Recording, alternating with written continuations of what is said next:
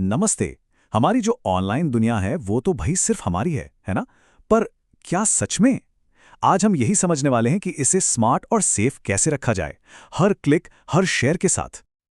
चलिए इस सवाल से ही शुरुआत करते हैं। जरा एक मिनट के लिए सोचिए, अगर किसी का फोन एक किताब होता तो वो अपने मालिक के बारे में क्या कहानी सुनाता? अरे भाई, उसमें तस्वीरें हैं, दोस्तों से बातचीत है, शायद कुछ राज भी हैं। मतलब एक तरह से पूरी जिंदगी की कहानी है उस छोटी सी डिवाइस में। देखिए, असल में होता यह है कि हम सबका एक दूसरा रूप ऑनलाइन जी रहा होता है। इसे कह सकते हैं हमारा डिजिटल ट्विन, एक डिजिटल जुड़वां। ये वो पहचान है जो हमारी पसंद, हमारी आदतों, हमारे ऑनलाइन रिश्तों से बनती है। तो इसका मतलब ये हुआ कि ये सारी जानकारी किसी खजाने से कम नहीं है।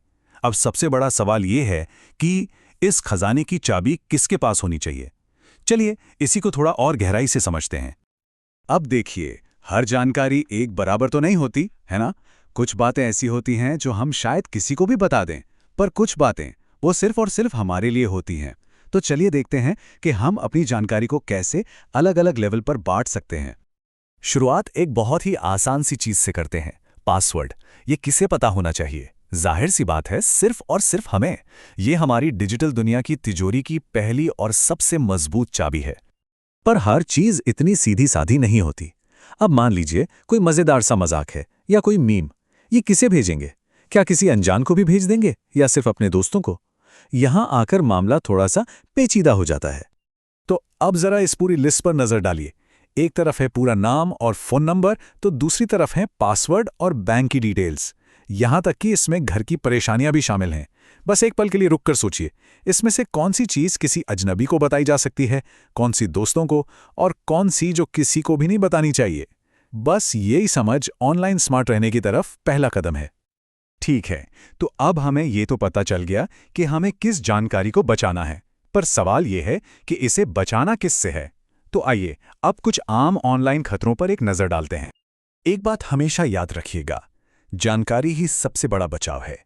जैसे ही हम इन ऑनलाइन चालों को उनके नाम से पहचानने लगते हैं ना, इनकी सारी ताकत खत्म हो जाती है। सबसे पहला और सबसे आम, साइबर फ्रॉड। सीधा सा मतलब है ऑनलाइन की जाने वाली धोखाधड़ी, जिसका मकसद या तो पैसे ऐंठना होता है या फिर हमारा पर्सनल डेटा चुराना। अगला है साइबर ठगी। इसमें कोई ऑनलाइन धमकियों, ब्लैकमेल या किसी भी तरह के उत्पीड़न का इस्तेमाल करके किसी को कंट्रोल करने की कोशिश करता है। इसके बाद आता है डिजिटल अरेस्ट। ये एक बहुत ही शातिर तरीका है। इसमें फ्रॉड करने वाले नकली पुलिस या कोई सरकारी अफसर बनकर डराते हैं और पैसे मांगते हैं। और चौथा है फोटो ट्रैप। इसमें कोई पहले तो निजी तस्वीरें मांगता है और फिर बाद में उन्हीं तस्वीरों का गलत इस्तेमाल करता है, ब्लैकमेल करने के लिए या परेशान करने के लिए। इसका सीधा कनेक्शन हमारी उस पर्सनल जानकारी से है जिसकी बात हम अभी कर रहे थे। तो सवाल ये है कि ये खतरे असल में काम कैसे करते हैं। देखिए, ये बहुत सीधा सा प्रोसेस है जिसके 3 स्टेप्स हैं। स्टेप 1, कोई संवेदनशील जानकारी शेयर की जाती है। स्टेप 2, कोई धोखेबाज फोटो ट्रैप जैसी चाल का इस्तेमाल करता है। और स्टेप 3, उस निजी जानकारी का गलत इस्तेमाल होता है। ये एक चेन रिएक्शन की तरह है और हमें इसे पहले ही स्टेप पर रोकना है। और ये सारी बातें हमें हमारे आखिरी और शायद सबसे जरूरी टॉपिक पर ले आती हैं, हमारा डिजिटल फुटप्रिंट। मतलब हम जो भी ऑनलाइन करते हैं उसका एक पक्का रिकॉर्ड बनता जाता है।